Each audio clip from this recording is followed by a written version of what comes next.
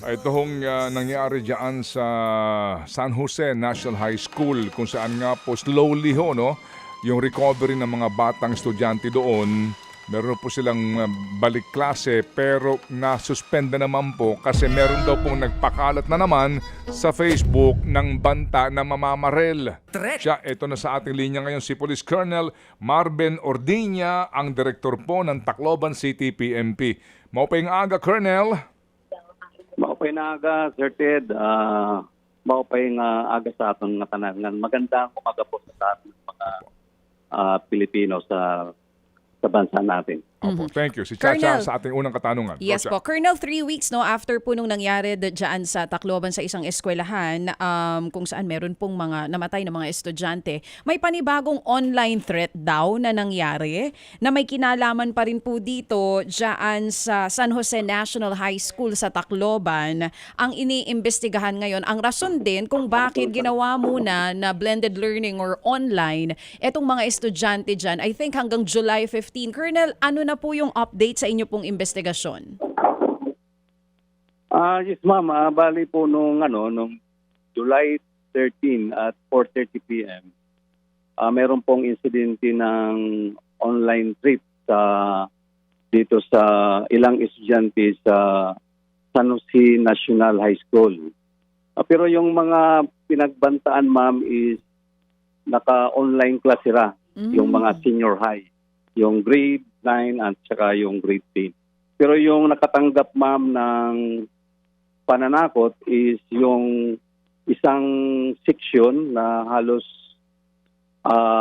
section Chico accordingly na nanggagaling sa isang Facebook user na nakapangalan kay GM Magallanes.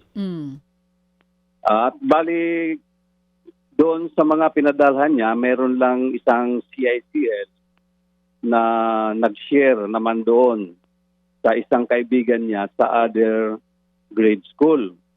Na kung saan itong napagsabihan niya, siya naman yung nakasloob na ikwento sa kanilang advisor. So nagkaroon muna ng halos 6 na pagpasapasa bago nakarating sa sa istasyon namin.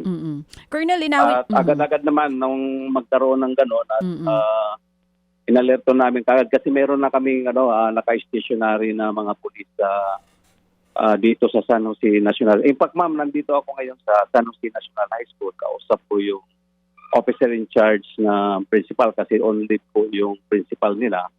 At pinag-uusapan namin ito tungkol dito na para ipaliwanag sa mga estudyante na hindi sila matakot kung sakaling mayroong nangyaring mga online trip na agad-agad nilang ipaalam sa otoridad. Dahil ang nangyari dito, sa 10 pinadalan, isa lang yung nagsumbong doon pa sa kaibigan niya, hindi sa teacher niya o kaya hindi sa parent. Saka Sige yung po. pinagsumbungan, yun lang ang nagkwento sa advisor nila. Oo. Sige. Kaya nakarating sa amin ang report. Colonel, yun pong threat, was it posted or message po ito sa messenger nung sinasabi niyong JM Magallanes? At ito, Direct message po, ma'am. direct message. So, 10 estudyante po Yes, ang ma'am. pinadala. Yun pong sinasabi niyo na Section Chico, anong grado po ng mga batang ito? Anong grade sila? Grade 10 po, ma'am. Grade 10 student. Yung JM Magallanes Yes, na Facebook page po na ginamit na doon nakapangalan yung nagpadala po ng threat via messenger sa mga batang ito na nasa Section Chico. Anonymous post ba ito? I mean, fake profile po ba ito or totoo na account? As of now, ma'am, is parang fake profile siya. However, mayroon na kaming ginagawang digital investigation at meron na kaming mga nakuhang information na pwede namin later on, pag hindi siya na-deactivate, may possibility na pwede naming ma-ID yung gumamit nito. Colonel, person of interest tungkol dito sa threat na ito po ba'y kinoconsider ninyo as totoong threat or pwedeng nananakot lang? Alin po doon? Lahat, ma'am, ngayon dahil sa pangyayari, lahat kinoconsider namin as totoong threat din later on after the investigation. saka na kami magko-conclude kung ito'y nananakot lang o totoo, seryoso talaga yung banta. Oo, Colonel, ano po mismo yung nakalagay sa message? Ano daw ang gagawin nitong fake profile na JM ang nakapangalan? Accordingly, ma'am, ang sinasabi niya dun sa message niya, ito ma'am, ito in toto na babasahin ko. Sige po. Pakilala siya na accordingly, kaibigan daw siya ng isang CICL na nahuli yung noong unang nagkaroon ng shooting incident dito sa San Jose High School. At sabi niya, bukas daw, nung nakaraang araw kasi nagsuspend ng klase dito sa San Jose National High School, ay magpapaputok siya at meron siya mga pinangalanan na mga classmate niya sa grade 10 na yun daw ang sadya nila, naging target nila. Nakausap niyo So, meron ma'am talaga, meron daw talaga meron ma'am direct threat. Yeah, base doon sa kanyang message. sa kanyang Oo. message. Yun pong mga estudyante na binanggit na yun ang target, nakausap na rin po ba ng pulisya? Ayos ma'am, bali patuloy po kami nagkipag-ugnayan sa mga kanya-kanyang parents pero mangilan-ngilan pa lang yung nakausap namin. Bali 4 pa lang.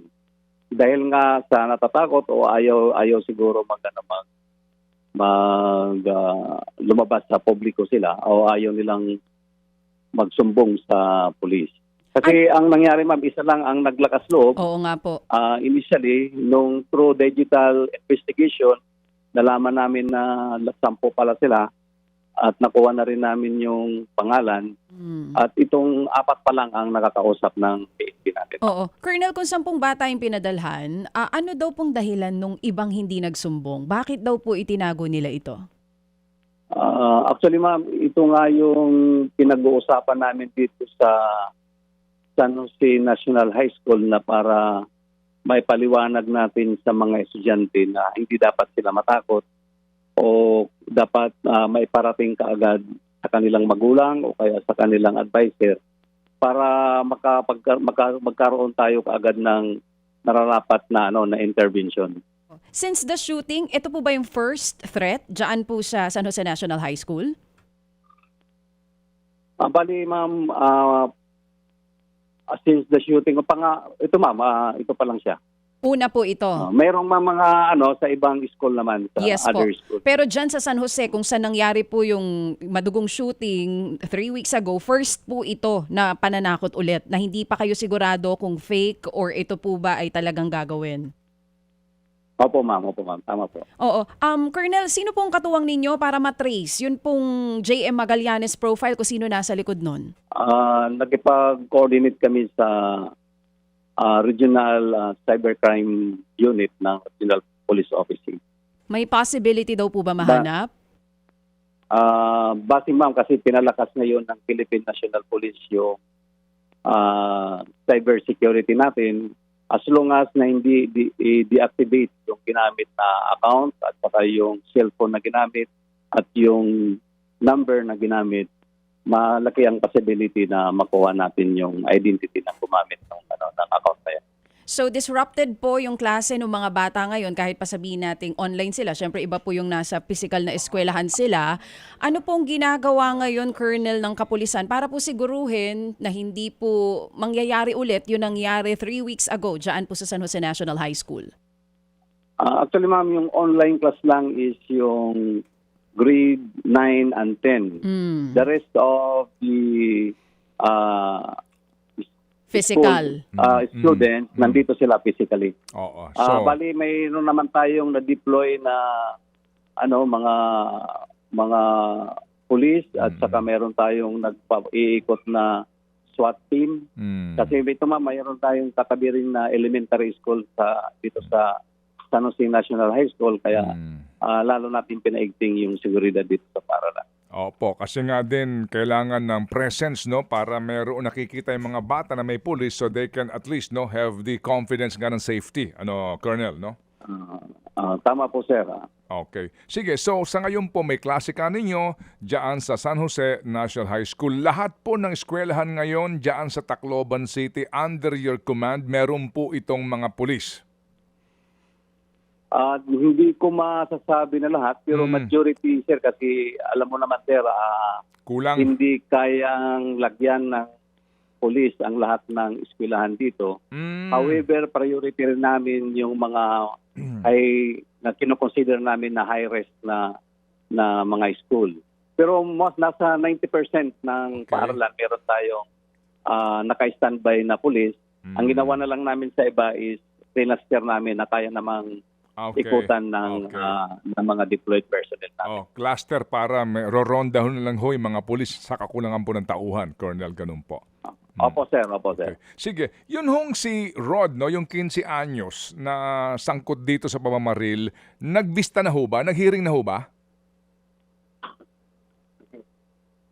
May balita kayo, Colonel? Sir, so far wala pang schedule na hearing sa court. Pero yung dalawa nasa Tanawan, pareho, no? Opo, sir. Nasa rehabilitation center po na DSW. Alright, sige. So, wala naman pong, nakakasiguro ho naman tayo na nandun lang ho sila, ano? Nandun ho pareho itong dalawang ito. Opo, sir, kasi mahigpit na kabilin-bilinan na nasa taas, sir, na dapat na mabantayan sila at mamonitor kung ano yung mga ginagawa doon nila sa loob ng rehabilitation center. Okay, sige po. Thank you so much. Damong salamat, Colonel Marben Ordiña, sa inyo pong panahon na binigay po sa aming programa para po maliwanagan kami dito po sa Metro Manila sa isyong ito sa San Jose National High School. Salamat, Colonel. Yes, sir. Maraming salamat din po at mapatulong na lang kami na maimpormahan yung mga parents natin na sila yung pinakaunang depensa ng seguridad pagdating sa cybersecurity kasi sila yung nakakaalam ng mga ginagawa ng mga kabataan. So, maupay nga aga po, sir. Apo, damong salamat, sir. Thank you. Mga kapatid, patuloy po kayong tumutok sa 105.9 True FM para sa totoong balita, impormasyon, music, and entertainment. Mag-subscribe sa aming YouTube channel at podcast at sundan nyo kami sa Facebook, Instagram, X at TikTok sa True Network PH.